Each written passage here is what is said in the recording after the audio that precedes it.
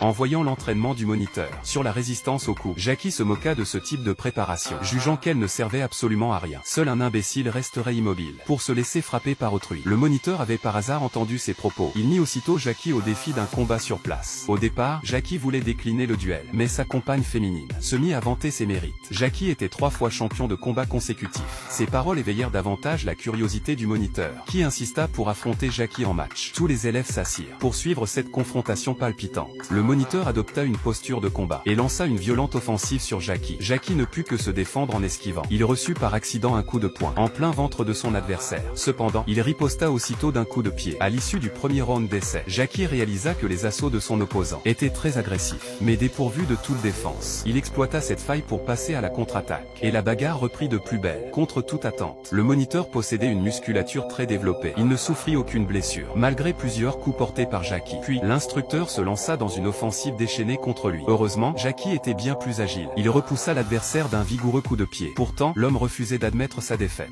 et repartait à l'assaut une nouvelle fois. Après plusieurs reprises d'affrontement, son opposant ne montrait aucun signe de fatigue, tandis que Jackie commençait à être épuisé. Il comprit que la poursuite du combat le mènerait inévitablement à la défaite. Afin d'alléger la tension ambiante, Jackie se mit à tripoter le matériel sportif à proximité. Le moniteur affirma vouloir lui apprendre à s'en servir, mais dans les faits, animé d'une vengeance personnelle, il poussa Jackie avec violence. Emporté par la force, Jackie dégringola avec l'anneau métallique. Puis après un cri perçant, il vint heurter un arbre.